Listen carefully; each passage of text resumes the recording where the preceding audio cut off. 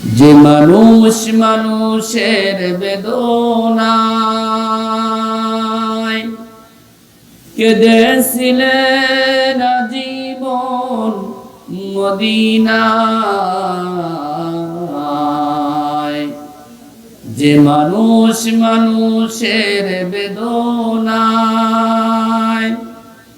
কেঁদেছিলেন আজীবন মদিনায়, সে মানুষ যদি এত সুন্দর না জানি তাহলে তুমি কত সুন্দর, কত সুন্দর তোমার সৃষ্টি যদি হয় এত সুন্দর না জানি তাহলে তুমি কত সুন্দর, কত সুন্দর।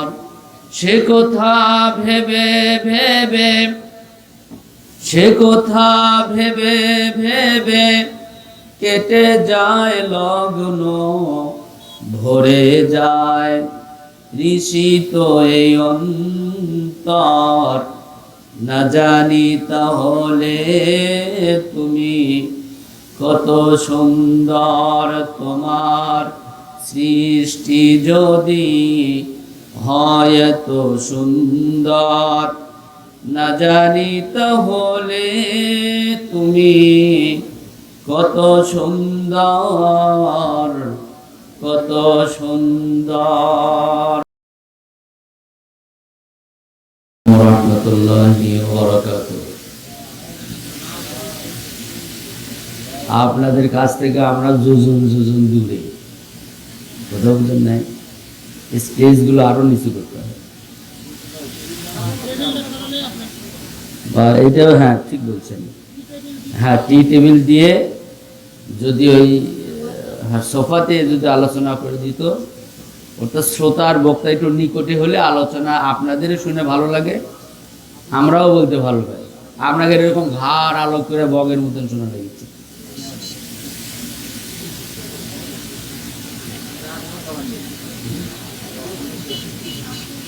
আলহামদুলিল্লাহ নাহমাদুহু ওয়া নাস্তাঈনুহু ওয়া নাস্তাগফিরুহু ونؤمن به ونتوكل عليه ونعوذ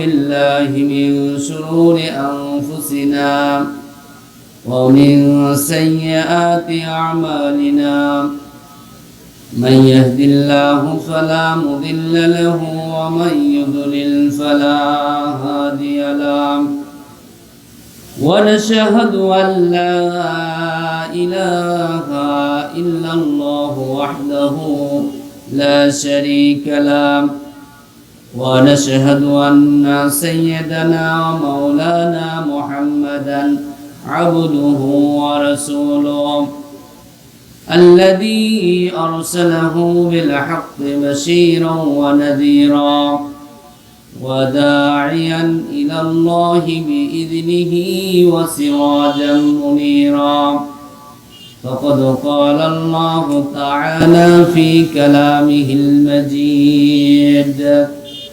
أعوذ بالله من الشيطان الرجيم، بسم الله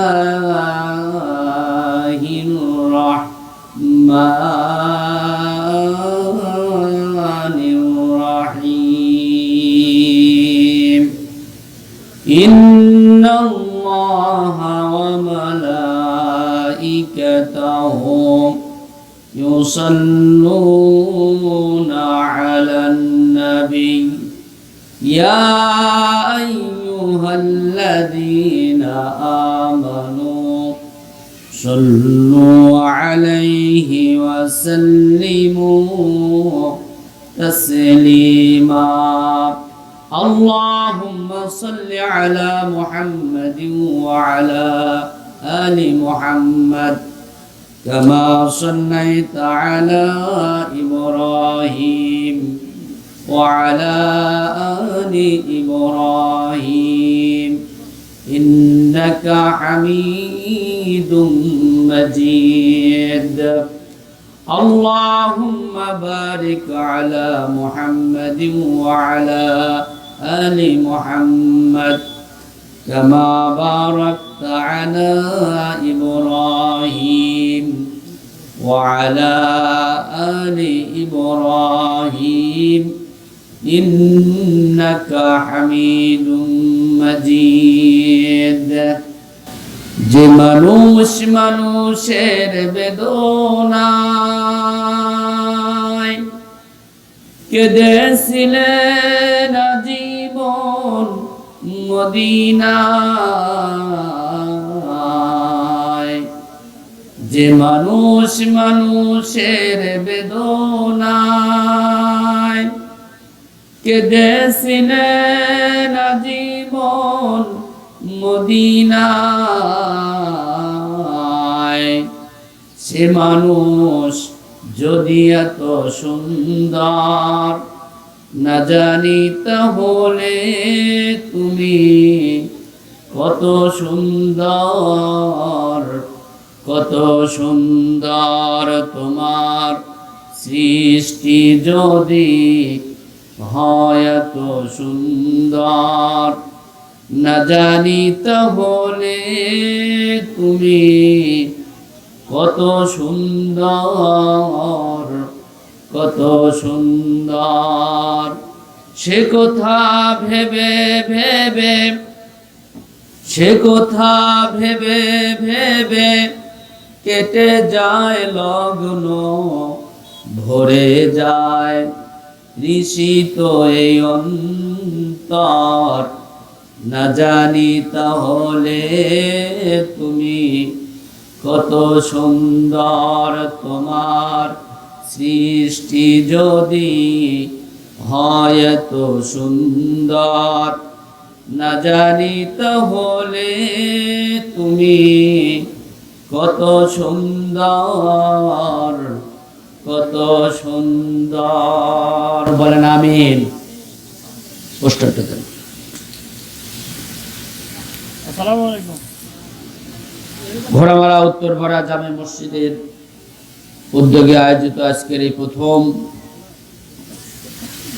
অধিবেশন তাফসিরুল কোরআন মাহফিলের মুআজ্জাজ মুহতারাম সম্মানিত সভাপতি, মাহফিলের প্রধান অতিথি, বিশেষ অতিথিবৃন্দ, আমন্ত্রিত ওলামা ইকরাম, সম্মুখ পানে বসা অত্র এলাকার দিনদার পরহেজগার, ইমানদার মুত্তাকি যুবক ভাইয়েরা, মুরব্বী বাবাজিরা, স্নেহের কচিকাছা পর্দানিসীন পরম শ্রদ্ধেয় মা বোনেরা, সকলের প্রতি সালাম। আসসালামু আলাইকুম ওয়া রাহমাতুল্লাহি ওয়া বারাকাতুহু।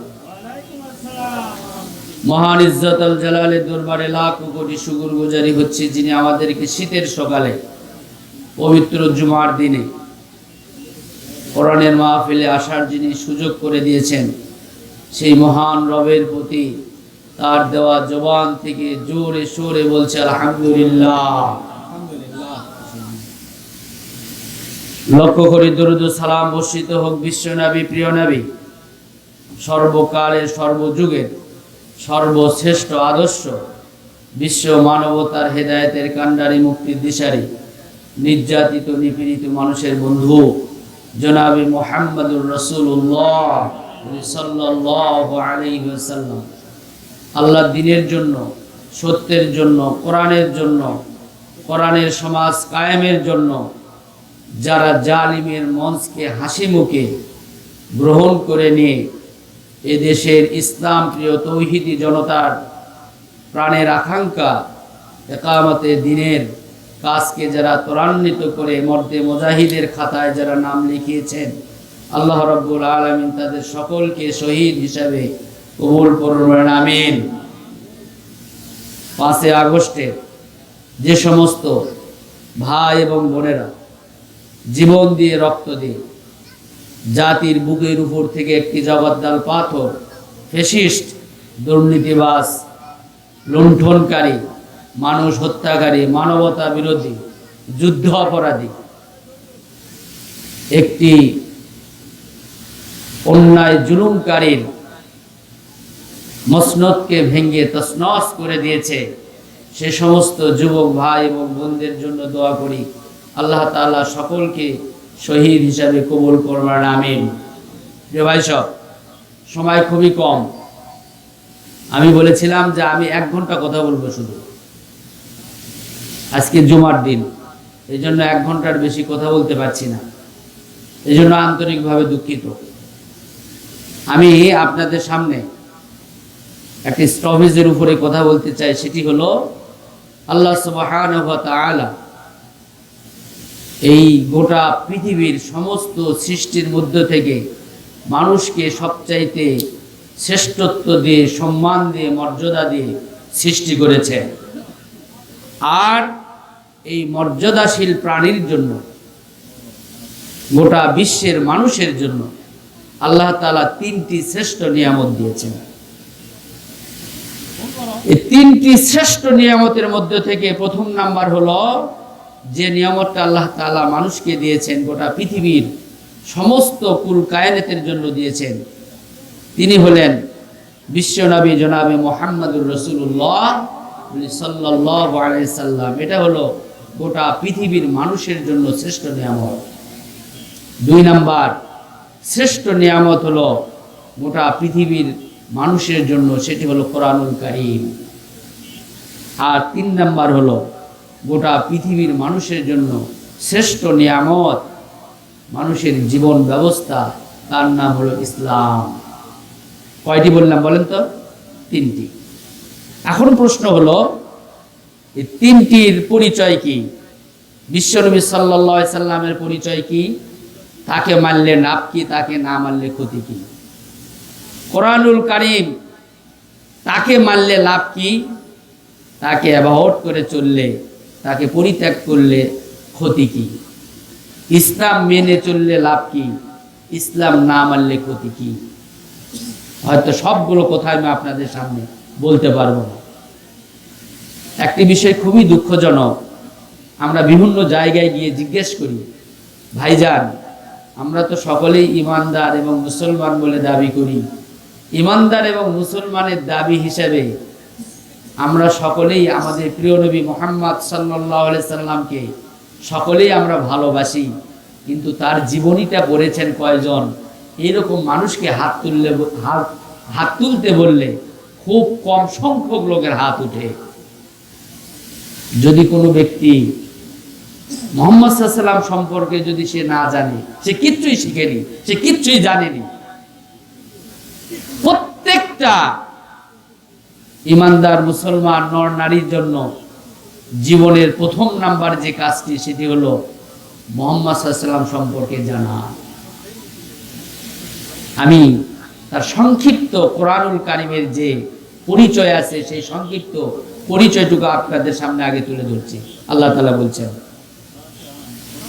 গোটা পৃথিবীর মানুষের জন্য বিশ্বনবী সাল্লাল্লাহু আলাইহি সাল্লামের পরিচয় হলো, তিনি সারা দুনিয়ার মানুষের জন্য অনুসরণযোগ্য আদর্শ নেতা। 1 নাম্বার পরিচয় তিনি। আল্লাহ রাব্বুল আলামিন বলেন সূরা আহজাব আয়াত নাম্বার 21, লাকাদ কানা লাকুম ফি রাসূলিল্লাহি উসওয়াতুন হাসানা লিমান কানা ইয়ারজুল্লাহা ওয়াল ইয়াওমাল আখির ওয়া যাকারাল্লাহা কাসীরা। প্রিয় ভাইরা আমার, এই আয়াতের ভিতরে 4টি কথা আছে। 1 নাম্বার উত্তম আদর্শ, 2 নাম্বার আল্লাহর প্রতি বিশ্বাস, 3 নাম্বার পরকালের প্রতি বিশ্বাস। আর যারা আল্লাহকে অধিক স্মরণ করে, তার মানে হলো যারা ইমানদার ব্যক্তিদের জন্য আদর্শ মুহাম্মদ সাল্লাল্লাহু আলাইহি ওয়াসাল্লাম। তিনি ছাড়া দুনিয়ার আর কোনো ব্যক্তির আদর্শ হতে পারে না। দুনিয়ার কেউ কোনো মানুষের জন্য আদর্শ না। কার্ল মার্কস কোনোদিন একজন মানুষের আদর্শ না, লেনিন মানুষের আদর্শ না, মাও সেতুং মানুষের আদর্শ না। পৃথিবীর যত নেতা আছে কোন নেতাই ইমানদারদের জন্য আদর্শ নয়। আদর্শ হলো একমাত্র, শুধুমাত্র, কেবলমাত্র আদর্শ হলো মুহাম্মদ সাল্লাল্লাহু আলাইহি ওয়াসাল্লাম। প্রিয় বন্ধুগণ আমার, এরপরে দ্বিতীয় নাম্বার যেটা, সেটা হলো নবীর পরিচয়ের ক্ষেত্রে নৈতিক চরিত্রের উচ্চতম মর্যাদায় তিনি অধিষ্ঠিত। গোটা পৃথিবীতে যত নবী রাসূল আল্লাহ তাআলা প্রেরণ করেছেন, নবীদের জন্য মৌলিকভাবে তিনটা জিনিস লাগে। তিনটা জিনিস না হলে কেউ নবী হতে পারে না। এক নাম্বার হলো ওহী লাগে, দুই নাম্বার চরিত্র লাগে, তিন নাম্বার মুজিজা লাগে। চরিত্রের সার্টিফিকেট যুগে যুগে আল্লাহ তাআলা যত নবী রাসূল দুনিয়ায় প্রেরণ করেছেন, কোন চোর, বাটপার, চরিত্রহীন, সন্ত্রাস, লম্পট, লুণ্ঠনকারীকে আল্লাহ তাআলা রাস্তা থেকে ধরে নিয়েছে, তাদেরকে নবুয়ত দেয় নাই। নবী হওয়ার আগেও নবীদের যেরকম চরিত্র ছিল, নবী হওয়ার পরেও সেই একই রকম চরিত্র। চিন্তা করা যায় না। নবী হলো সিলেকশনের মাধ্যমে, আর নবী হওয়ার জন্য ইলেকশন করা লাগে না। পৃথিবীর সমস্ত নবীদের চরিত্রের সার্টিফিকেট কে দিয়েছেন? আল্লাহ দিয়েছেন। এই জন্য আল্লাহ রাব্বুল আলামিন বলেন, ওয়া ইন্নাকা লাআলা খুলুকিন আযীম। হে মুহাম্মদ সাল্লাল্লাহু আলাইহি সাল্লাম, তুমি নিশ্চয় মহান চরিত্রের অধিকারী। প্রিয় বন্ধুগণ আমার, এরপরে নবীরা, বিশ্ব নবী সাল্লাল্লাহু আলাইহি সাল্লামের তৃতীয় নাম্বার কোরআনিক পরিচয় হলো তিনি ছিলেন দৃঢ় সংকল্পকারী, সঠিক পরিকল্পনাকারী, সুদৃঢ় সিদ্ধান্তকারী। নবীরা যারা সিদ্ধান্ত নিতেন, এই সিদ্ধান্ত নবীদের কোনোদিন সিদ্ধান্তর পরিবর্তন হতো না। কেন হতো না? নবীরা সিদ্ধান্ত নিজে নিজে নিতেন না। আল্লাহ তাআলা নবীদেরকে যে সিদ্ধান্ত নিতে বলতেন, নবীরা সেই সিদ্ধান্তই নিত। আর যে সিদ্ধান্ত নিতেন, সেই সিদ্ধান্তের প্রতি তারা অটল থাকতেন। প্রিয় বন্ধুগণ আমার, আল্লাহ রাব্বুল আলামিন সূরা তাওবার 40 নম্বর আয়াতে বলেন, ইয আখরাজাহুল্লাযীনা কাফারু সানিয়াতনাইনি ইয হুমা ফিল গারি ইয ইয়াকুলু লিসাহিবিহি লা তাহজান ইন্নাল্লাহা মা'ানা।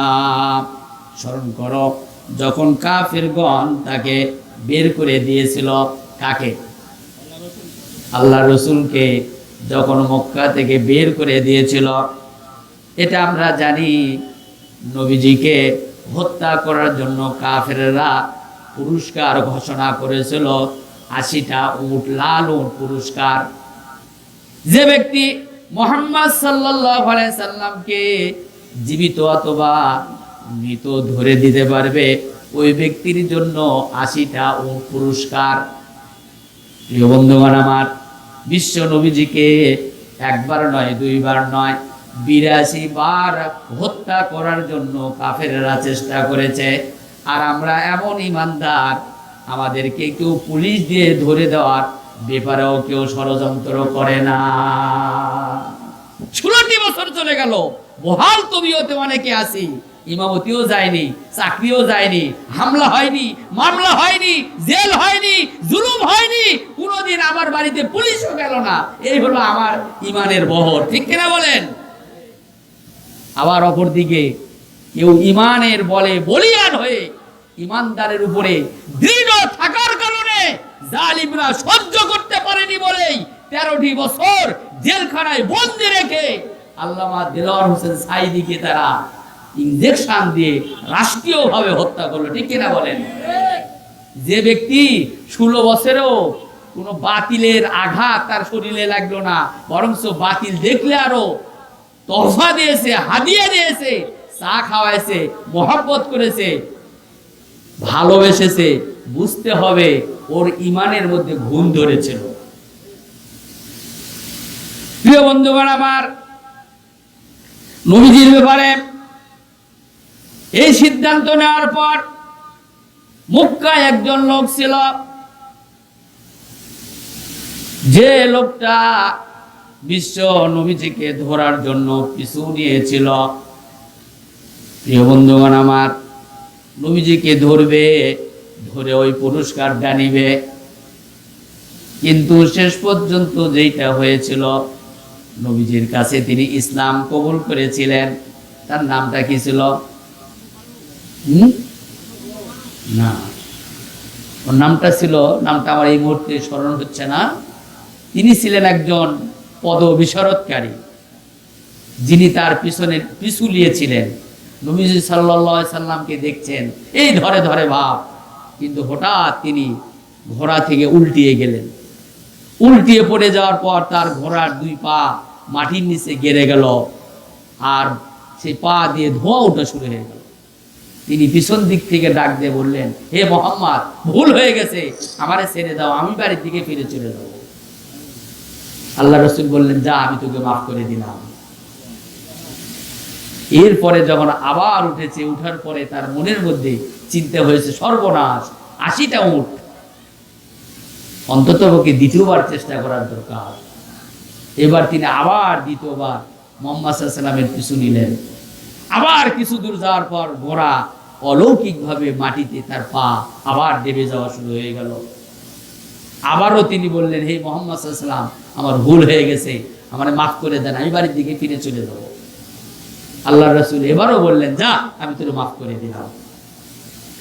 দ্বিতীয়বার মাফ পেয়ে যাওয়ার পর তৃতীয়বার চিন্তা করেছে, আর একটা বার অন্ততপক্ষে মানুষ যে কোনো কাজ করলে 3 বার অন্ততপক্ষে চেষ্টা করে দেখে।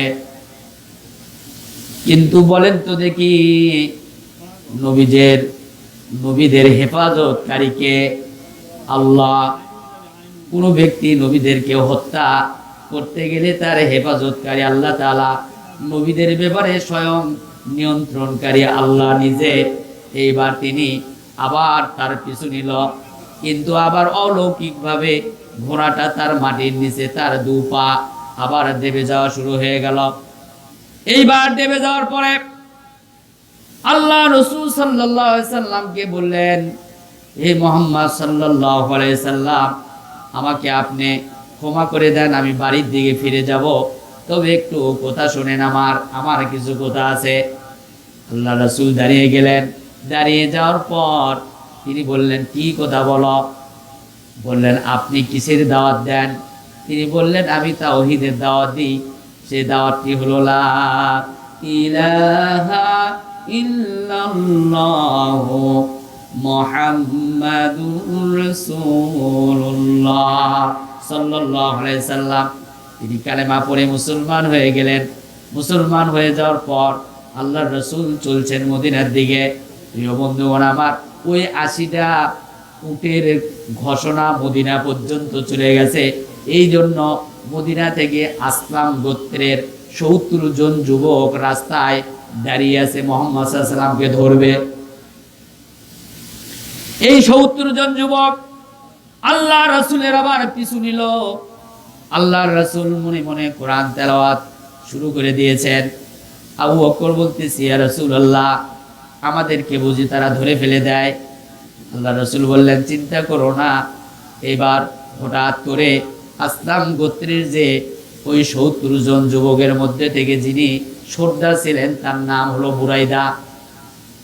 এই লোকটা সামনে এসে দাঁড়িয়ে গিয়ে আল্লাহর রাসূলের পায়ের নিচে, কদম মোবারকের নিচে 2টি পা হাত দিয়ে তার পা মোবারকটা জড়িয়ে ধরে বললেন, ইয়া রাসূলুল্লাহ, আমরা আপনাকে হত্যা করার পরিকল্পনা নিয়ে রাস্তায় দাঁড়িয়েছিলাম, কিন্তু আপনি যে তেলাওয়াত করেছেন, এই তেলাওয়াতটা দুনিয়ার কোনো মানুষের তৈরি করা তেলাওয়াত নয়, এটা আল্লাহ তাআলার পক্ষ থেকে হবে। না হলে এত সুমধুর, এত আকর্ষণ হয় কিভাবে? আমরা ভুল বুঝেছি, আমাদেরকে মাফ করে দেন, আর আমাদেরকে কালেমা পড়ে আমাদেরকে মুসলমান বানিয়ে নেন। প্রিয় বন্ধুগণ আমার, ৭০ জন যুবক কালেমা পড়ে মুসলমান হয়ে গেল। আর ওই ৭০ জন যুবক স্লোগান দিয়া নবীজিকে মদিনা পর্যন্ত পৌঁছায় দিলে। আল্লাহ রাব্বুল আলামিন এই আয়াতের মধ্যে বলেছেন, কাফেররা যখন মুহাম্মদ সাল্লাল্লাহু আলাইহি সাল্লামকে মক্কা থেকে বের করে দিল, আর যখন তিনি পর্বত গুহায় গিয়ে আশ্রয় নিলেন, আবু বকর রাদিয়াল্লাহু তাআলা আনহু ওই আল্লাহর নবীজির সঙ্গে সঙ্গী ছিলেন। কাফেররা ওই পাহাড়ের উপরে ঘুরতেছিল, নিচের দিকে তাকালেই তো মুহাম্মদ সাল্লাল্লাহু আলাইহি সাল্লামকে দেখতে পাবে। কিন্তু আবু বকর এত চিন্তিত ছিলেন যে আমি আছি এই জায়গায়, আর কাফেররা যদি মুহাম্মদ সাল্লাল্লাহু আলাইহি সাল্লামকে ধরে ফেলে তাহলে তো তারা তাকে অপমান করবে, হেনস্থ করবে। এই জন্য তিনি সব সময় আতঙ্কিত ছিলেন। আল্লাহ রাসূলকে বললেন, ইয়া রাসূলুল্লাহ, এই যে উপরে ঘুরে ফেরা করতেছে, না জানি আমাদেরকে ধরে ফেলে দেয়। আল্লাহ রাসূল বললেন, লা তাহজান ইন্নাল্লাহা মা'ানা। আবু বকর, চিন্তা করো না, আমরা দুইজন এখানে নয়, আমাদের জন্য আমাদের সাথে আর একজন আছে, তার নাম কি? আল্লাহ। নবী ছিলেন দৃঢ় সংকল্পকারী। নবীদের গায়ে যদি যুদ্ধের পোশাক উঠে যায় তাহলে সেই যুদ্ধের পোশাক খোলা জায়েজ নাই। নবীদের মাথায় জিহাদের হেলমেট মাথায় উঠে গেলে সেটা খোলা নবীদের জন্য জায়েজ নাই। নবীরা যা করতেন আল্লাহর সিদ্ধান্ত মোতাবেক করতেন, আর যা সিদ্ধান্ত নিতেন সেই সিদ্ধান্তের প্রতি তিনি অটল থাকতেন। সুবহানাল্লাহ বলেন। প্রিয় বন্ধুগণ আমার, নবীজির ৪ নাম্বার কোরআনিক পরিচয় হলো বিশ্ব নবী, গোটা পৃথিবীর মানুষের জন্য রহমত। জোরে বলা লাগবে, গোটা পৃথিবীর মানুষের জন্য রহমত কে? বিশ্ব নবীজি সাল্লাল্লাহু আলাইহি সাল্লাম গোটা পৃথিবীর শুধু মানুষের জন্য নয়, যত কুল কায়নাত আছে সকল কুল কায়নাতের জন্য বিশ্ব নবীজি রহমত। আল্লাহ তাআলা বলেন সূরা আম্বিয়া ১০৭ নম্বর আয়াত, ওয়া মা আরসালনাকা ইল্লা রাহমাতান লিল আলামিন। হে মুহাম্মদ, আমি যে তোমাকে পাঠিয়েছি এটা আসলে দুনিয়াবাসীর জন্য আমার পক্ষ থেকে রহমত। প্রিয় ভাইরা আমার, বিশ্ব নবীজি খালি নবী, মানুষের নবী না, প্রাণীদেরও নবী। একটা উট নবীজির কাছে এসে কান্নাকাটি করতেছে, তার চোখ দিয়ে ঝরঝর করে পানি পড়তেছে। পিছন দিক থেকে তার মালিকটাও উটের সঙ্গে এসেছে। নবীজি বললেন, তোমার উট আমার কাছে অভিযোগ করতেছে, তুমি এই উটটার প্রতি তুমি জুলুম করো। তার মানে নবীজি ওই উটের চোখের পানি দেখে বুঝতে পেরেছেন মালিক তার উপরে জুলুম করে। প্রিয় বন্ধুগণ আমার, নবীজি যে খেজুর গাছের সঙ্গে হেলান দিয়ে তিনি খুতবা দিতেন, যখন তার জন্য মেহরাবটা বানানো হলো তখন ওই খেজুরের গাছটা নবীজির জন্য কেঁদেছিলেন, সেইটাও নবীজি জানতে পেরেছেন। প্রিয় বন্ধুগণ আমার, গোটা পৃথিবীর যত কুল কায়নাত আছে সবগুলো কুল কায়নাত গুলো জানেন, তাদের ভাষা নবী বুঝতেন, সকল প্রাণীর ভাষা বুঝতেন। একবার একজন ইহুদি নবীজিকে দাওয়াত দিলেন, বাড়িতে দাওয়াত খাওয়াবেন। দাওয়াত খাওয়ানোর জন্য নবীজিকে দাওয়াত দিয়েছেন। নবীজি ইহুদির বাড়িতে গেলেন।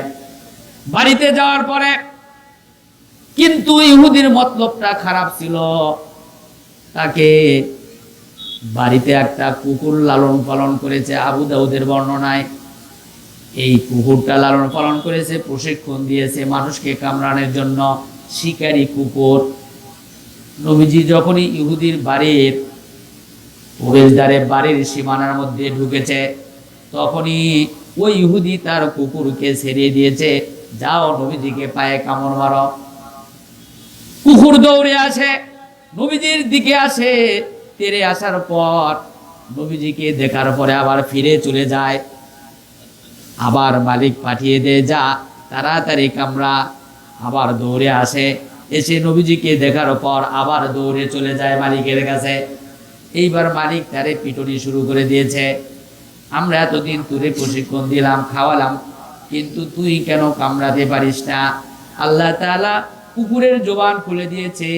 কুকুর বলছে, মালিক আমার, তুমি আমারে প্রশিক্ষণ দিয়েছো, সব ঠিক আছে, আমি তো কামড়াতে পারি, কিন্তু তুমি যারে কামড় দেওয়ার জন্য আমাকে পাঠিয়ে দাও, তিনি তো কোনো সাধারণ মানুষ না, তিনি হলেন এই দুনিয়ার সর্বশেষ নবী, আখেরি নবী, জনাবে মুহাম্মাদুর রাসূলুল্লাহ সাল্লাল্লাহু আলাইহি সাল্লাম।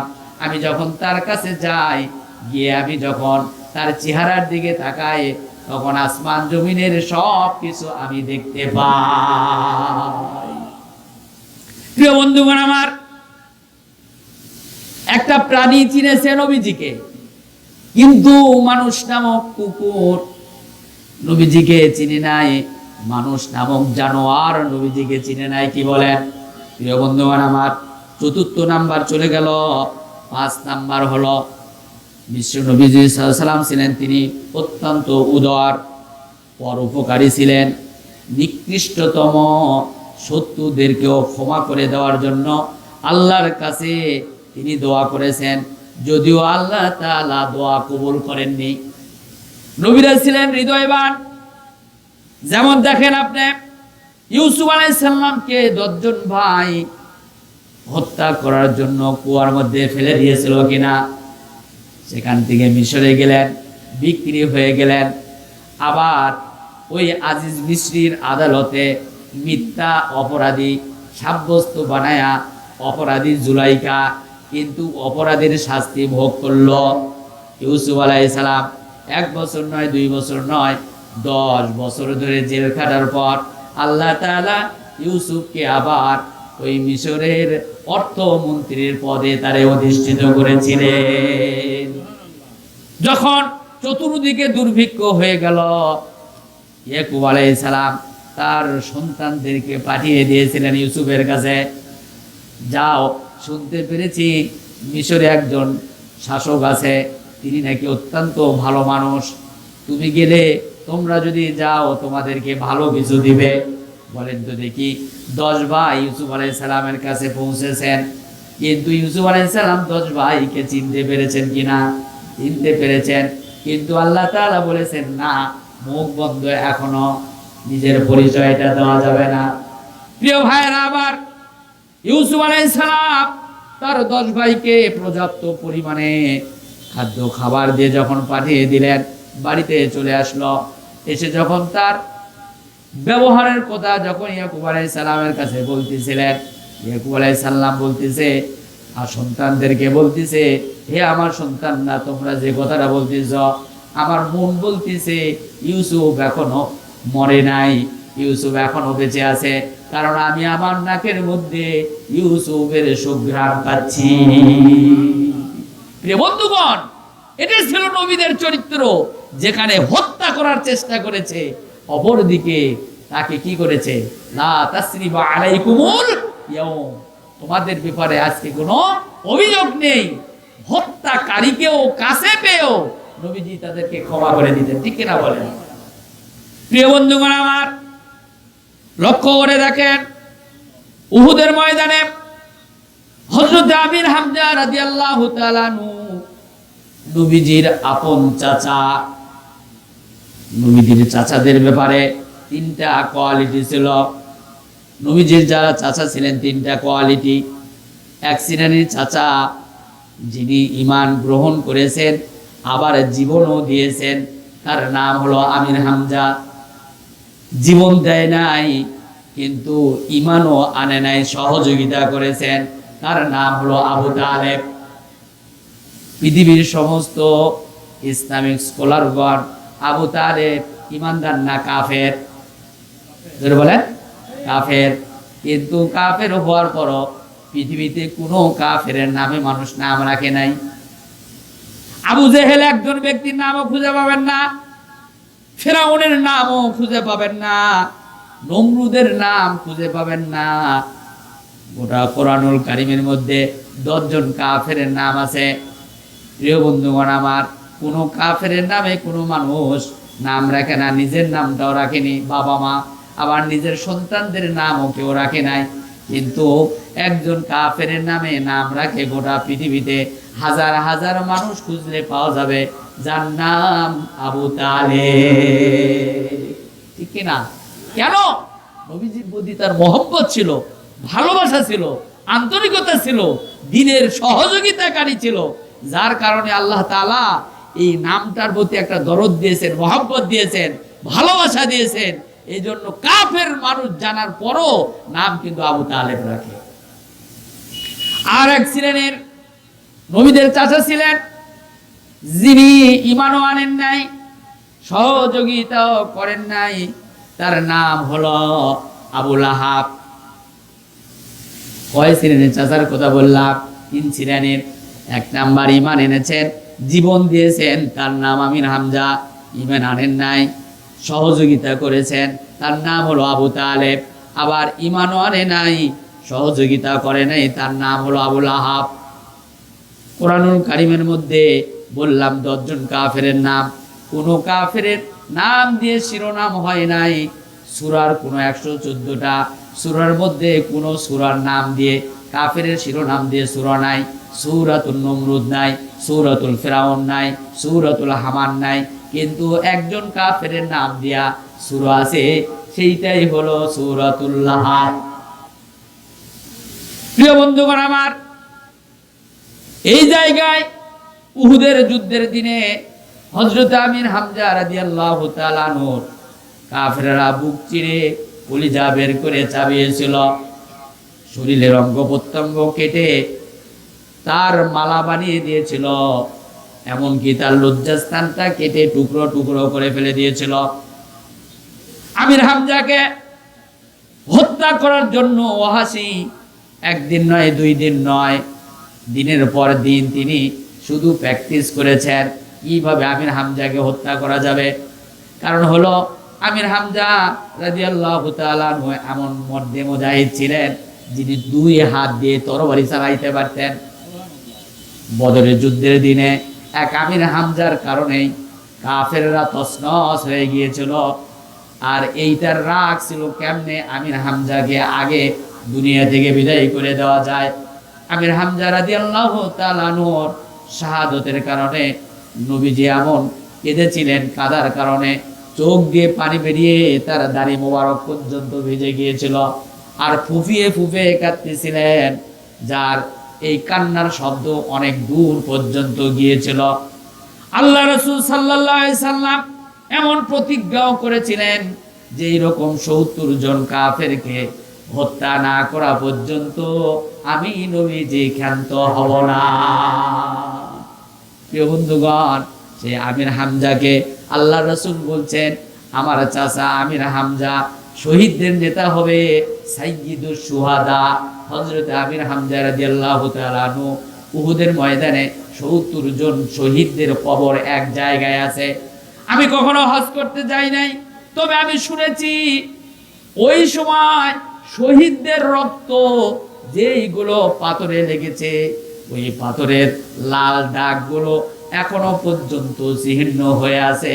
শহীদদের রক্তের লাল দাগগুলো এখনো পর্যন্ত পাথরের উপরে চিহ্ন হয়ে আছে, কিয়ামত পর্যন্ত থাকবে। আর ওই শহীদদের লাশের ওই কবরগুলো ঘেরাও আছে। এখানে যে ব্যক্তি দোয়া করবে আল্লাহ তাআলা তার দোয়াটা কবুল করবে। প্রিয় বন্ধুগণ আমার, এমন ব্যক্তির হত্যাকারীকেও ওয়াহাশীকে আল্লাহ রাসূল ক্ষমা করেছেন কিনা? ক্ষমা করে দিয়েছেন। মক্কা বিজয়ের দিনে 17 জন নারী পুরুষের নাম ছিল, যাদের ব্যাপারে আল্লাহ রাসূল বলেছেন এরা যদি খানায় কাবার গিলাফের মধ্যেও যদি লুকিয়ে থাকে তারপরেও তাদেরকে হত্যা করা লাগবে। এর মধ্যে কিন্তু হিন্দাও ছিল, যে ব্যক্তি আমির হামজা রাদিয়াল্লাহু তাআলা আনহু বুকটা চিরে কলিজা বের করে চাবিয়েছিল। আবু জেহেলের ছেলে ইকরামাও ছিল ওই নামের মধ্যে। হিন্দা মক্কা বিজয়ের দিনে বোরকা পরিহিত অবস্থায় আল্লাহর রাসূলের বাড়িতে গিয়ে বললেন, ইয়া রাসূলুল্লাহ, এতদিন আপনার বাড়ি ছিল আমাদের কাছে সবচাইতে নিকৃষ্ট, আর আজকে হলো আপনার বাড়ি আমাদের কাছে সবচাইতে বড় উৎকৃষ্ট। আজকে যদি আমরা কালেমা পড়ে মুসলমান হয়ে যাই, তাহলে আমাদের উপরে যে মামলা দেওয়া আছে মামলাগুলো খারিজ হবে কিনা। আল্লাহর নবীজি বললেন, তোমরা যদি আজকের দিনেও যদি তোমরা কালেমা পড়ে মুসলমান হয়ে যাও, আজকে তোমাদের উপরে যে মামলা আছে মামলাগুলো বাদ হয়ে যাবে। নবীজি ছিলেন পরোপকারী, তাদের জন্য এত বড় অপরাধী হওয়ার পরেও তাদের জন্য তিনি ক্ষমা প্রার্থনা করতেন, আল্লাহর কাছে ক্ষমা চাইতেন। প্রিয় বন্ধুগণ আমার, 6 নাম্বার হলো নবীরা ছিলেন অমায়িক। তিনি কারো সাথে কঠোরতা অবলম্বন করেনি। তাদের দিল ছিল, হৃদয়টা ছিল দয়া এবং মায়া দিয়ে পরিপূর্ণ। আল্লাহ রাব্বুল আলামিন বলেন সূরা আল ইমরান আয়াত নাম্বার 159, ফাবিমা রাহমাতিন মিনাল্লাহি লিনতা লাহুম ওয়ালাউ কুনতা ফাযযান গালিযাল কলবি লাফাদ্দু মিন হাওলিক। এটা আল্লাহর অনুগ্রহ যে তুমি তাদের প্রতি নরম দিল, যদি তুমি কর্কশ অথবা কঠিন হৃদয়ের যদি হতে, তাহলে এরা সব তোমার চারপাশ থেকে চলে যেত। নবীরা ছিলেন হৃদয়বান ব্যক্তি। যেমন দেখেন মসজিদে নববীতে একজন ইহুদি পেশাব করতেছিল কিনা, আর সাহাবীরা ছিলেন নবীজির চতুর্পাশে, তারা ধরবে পাপ, তারে শেষ করে দিবে। কিন্তু নবীজি বললেন থামো, পেশাবটা শেষ করতে দাও। প্রস্রাব করা শেষ হয়ে গেলে নবীজি তারে ডাক দিয়ে বললেন, শোনো, তোমাদের যেমন ধর্মীয় উপাসনালয় রয়েছে, এই জায়গাটাও কিন্তু আমাদের ধর্মের জায়গা। এই জায়গায় প্রস্রাব করলে কিন্তু হবে না। প্রিয় বন্ধুগণ আমার, কত বড় হৃদয়বান ব্যক্তি হলে নিজ ধর্মীয় প্রতিষ্ঠানে প্রস্রাব করে, তারপরে নবীজিকে তাকে ক্ষমা করে দেয়। প্রিয় ভাইয়েরা আমার, এরপরে আছেন নবীজি ছিলেন, তিনি তার উম্মতকে সঠিক পথে আনার জন্য সব সময় পেরেশান থাকতেন। নবীরা কেন তার উম্মতেরা দাওয়াত গ্রহণ করতেন না? কেন তার নবীজির দাওয়াতের ডাকে আহ্বানে সাড়া দেয় না? এই জন্য নবীজি সব সময় নিজের মধ্যে একটা পেরেশানি ভাব ছিল। আল্লাহ রাব্বুল আলামিন বলেন সূরা কাহাফ আয়াত নাম্বার 6, فَلَعَلَّكَ بَاخِعٌ نَفْسَكَ عَلَى آثَارِهِمْ إِن لَّمْ يُؤْمِنُوا بِهَذَا الْحَدِيثِ أَسَفًا। তারা এই বাণী বিশ্বাস না করলে তাদের পিছনে পিছনে ঘুরে সম্ভবত তুমি দুঃখী আত্মবিনাশী হয়ে পড়বে। তার মানে আপনি যে পেরেশান হয়ে গেছেন, আপনার দাওয়াত গ্রহণ করতেছে না এই মক্কার কাফেরেরা, আপনার যে দাওয়াত সেই দাওয়াত গ্রহণ করেন না, এই জন্য আপনি বড় পেরেশান হবেন না। প্রিয় বন্ধুগণ আমার, আজকেও বাংলাদেশে একদিন নয়, 2 দিন নয়, 54 বছর ধরে মানুষের কাছে দাওয়াত দেওয়া হচ্ছে, মানুষকে বোঝানো হচ্ছে, হে আমার জাতির লোকেরা, তোমরা সব দেখেছো, একটা বার কোরআনের শাসন ব্যবস্থা দেখো, যে কোরআনের শাসন ব্যবস্থা কত সুন্দর। মানুষ যে কোরআন দিয়ে নামাজ পড়ে, যে কোরআনের বিধান দিয়ে রোজা করে, যে কোরআনের বিধান দিয়ে হজ করে, যে কোরআনের বিধান দিয়ে যাকাত দেয়, অথচ ওই কোরআনের বিধান কায়েমের ব্যাপারে আমাদের পেরেশানিটা কম না বেশি? কম। প্রিয় বন্ধুগণ আমার, অনেকে আছে ভালো দাড়ি, ভালো জুব্বা, টুপিতে সমস্যা নাই, আতরের সমস্যা নাই, সুরমাতের সমস্যা নাই, মেসাওয়াকের সমস্যা নাই, সব ঠিক আছে, নামাজের প্রথম কাতারে নামাজে দাঁড়ায়, নামাজ পড়ে, কিন্তু যখনই বলা হয় কোরআনের আইন সমাজে প্রতিষ্ঠিত করার ব্যাপারে আপনার মতামত কি, আপনার চিন্তা চেতনা কি, তখনই বলে কোরআন নিয়ে রাজনীতি কেন? কি বলে, ঠিক কিনা? আছে কিনা কোরআনের রাজনীতির কথা আছে কিনা? আছে। অথচ মুসলমান আমাদের কাছে সবচাইতে বড় আশ্চর্য যে মানুষ সব বুঝে কিন্তু কোরআনের অধীনে কেউ থাকতে চায় না। কোরআনের অধীনে থাকলে বড় বড় উদল খাওয়া যাবে না, টেন্ডারবাজি করা যাবে না, মাস্তানি করা যাবে না, গুন্ডামি করা যাবে না, চাঁদাবাজি করা যাবে না। যার কারণে কোরআনের অধীনে থাকতে বড় নিজেকে বড় ইতস্ত মনে হয়, নিজে থাকতে রাজি না। ঠিক কিনা বলেন?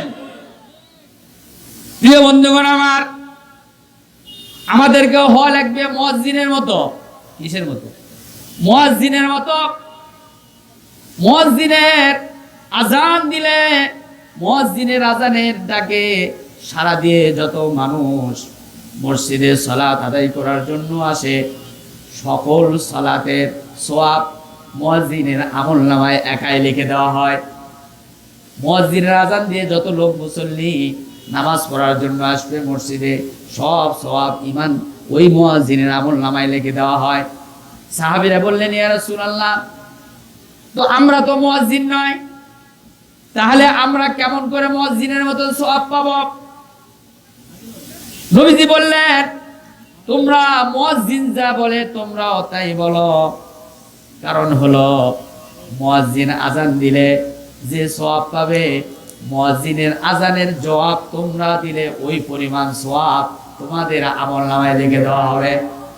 প্রিয় বন্ধুগণ আমার, মুয়াজ্জিনের আজান কত মানুষ শুনে, কিন্তু মসজিদে আসে কয়জন? আসে কয়জন বলেন তো দেখি? যারা আসে তারা সফল কাম, না যারা আসে না তারা সফল কাম? যারা বলেন যারা আসে তারাই তো সফল কাম, কিন্তু আসার সংখ্যা কম না বেশি? এতে কি মুয়াজ্জিনের কোনো লস আছে? মুয়াজ্জিনের কোনো লস নাই। দিনের ক্ষেত্রে আমাদেরকে মুয়াজ্জিনের ভূমিকা পালন করা লাগবে। কোরআনের আহ্বানে যারা সাড়া দিবে তারা সফল কাম হবে, আর যারা আহ্বানে সাড়া দিবে না তারা দুনিয়া এবং আখিরাতে ক্ষতিগ্রস্ত হয়ে যাবে। প্রিয় বন্ধুগণ আমার, ৮ নাম্বার হলো তিনি ছিলেন, নবীজি ছিলেন উম্মতের জন্য কল্যাণকামী, এবং ক্ষতি দেখলে নবীজি সবচাইতে বেশি দুঃখী হতেন। উম্মতের ক্ষেত্রে তার হৃদয়টা ছিল ভালোবাসা দিয়ে পরিপূর্ণ। সব সময় তিনি উম্মতের কল্যাণ চাইতেন, ভালো চাইতেন। আল্লাহ রাব্বুল আলামিন বলেন, লাকাদ জাআকুম রাসূলুম মিন আনফুসিকুম আজিজুন আলাইকুম মা আনিতুম হারিসুন আলাইকুম বিল মুমিনিনা রাউফুর রহিম। আল্লাহ রাব্বুল আলামিন বলেন, দেখো তোমাদের কাছে এসে গেছে তোমাদের মধ্যে থেকে একজন রাসূল, তোমাদের ক্ষতি করে এমন প্রতিটি জিনিস তার জন্য কষ্টদায়ক। সে তোমাদের কল্যাণকামী, মুমিনদের প্রতি সে স্নেহশীল, দয়াশীল। তিনি তোমরা কোনো অকল্যাণ হলেই তিনি মনের দিক থেকে কষ্ট পেতেন, আর ভালো হইলেই তিনি তার মনের মধ্যে তিনি শান্তি পেতেন, প্রশান্তি পেতেন। প্রিয় বন্ধুগণ আমার, ৯ নাম্বার হলো তিনি ছিলেন শ্রেষ্ঠ ইবাদত গুজার। আমাদের নবী ছিলেন শ্রেষ্ঠ ইবাদত গুজার। আল্লাহ রাব্বুল আলামিন বলেন, নবীর বর্ণনা করতে গিয়ে বলেছেন, নবীর ইবাদতের কথা বলতে গিয়ে বলেছেন, আচ্ছা বলেন। আলহামদুলিল্লাহ, আমাদের আজকের এই